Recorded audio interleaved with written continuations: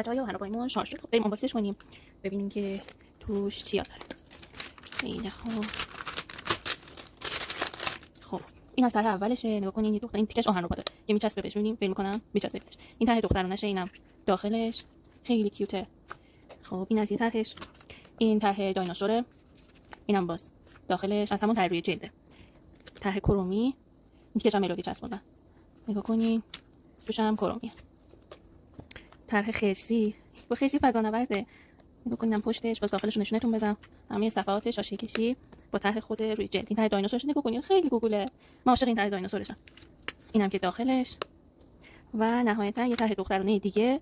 آخه این خرگوششو ببینید چقدر بانمکه. ببینید چقدر آهنرباش قویه. فکر می‌کنم فوری میچسبه. اینم که پشتش بازم داخلشو نشونتون بدم.